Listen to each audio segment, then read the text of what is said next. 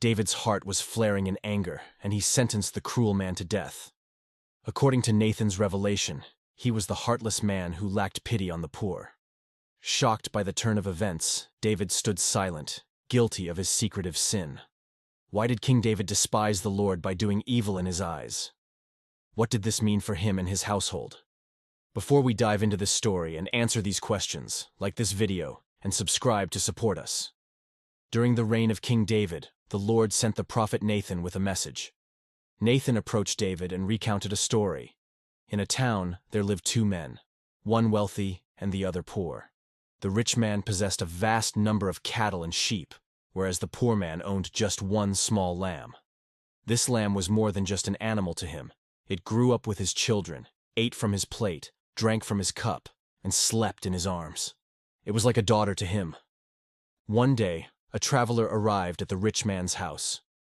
Unwilling to use one of his own animals, the rich man took the poor man's cherished lamb and prepared it as a meal for his guest. David's anger flared. "As surely as the Lord lives," he declared, "the man who did this must die. He must pay for that lamb 4 times over because he did such a thing and had no pity."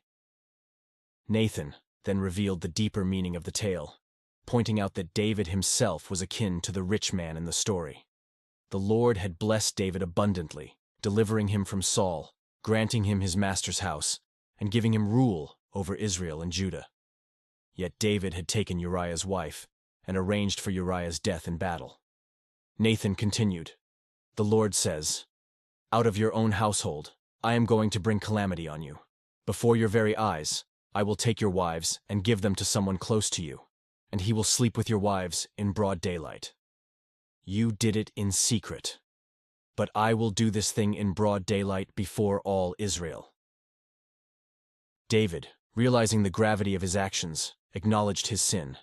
Nathan conveyed the Lord's forgiveness, but also warned of the severe consequences. The child born to David and Bathsheba would become ill and die as a result of David's contempt for the Lord's commands. Soon, the child did fall ill. David, stricken with grief, pleaded with God for the child's life. He fasted, lay on the ground, and refused all comfort from his court officials. Despite his fervent prayers, after 7 days, the child passed away. David's servants hesitated to bring him the news, fearing his reaction. However, David perceived their whispers and asked if the child was dead. Upon confirmation, he rose from the ground, bathed, changed his clothes, and went to worship in the house of the Lord. He then returned to his palace and ate, explaining to his puzzled servants that while the child lived, there was hope for mercy, but now that the child was gone, life must continue. With time, David consoled Bathsheba, and she bore a son named Solomon. The Lord favored Solomon and sent word through Nathan to name him Jedediah, signifying the Lord's love for him. While the Lord forgave David for his sins, surely the sword never left his household. As prophesied by Nathan, he experienced the killings between his sons, but could not deliver justice to them. His daughter Tamar experienced abuse from her brother. But David, consumed by the guilt of his earlier sins, watched her drown in sorrow without giving her justice. This would go on to haunt him and make Absalom turn against him, and even take his wives for himself. As for Bathsheba, the Lord blessed her through Solomon, and she lived to experience her son ascend as Israel's king after David's death. Catch up on the story of Tamar in our channel and subscribe to support us.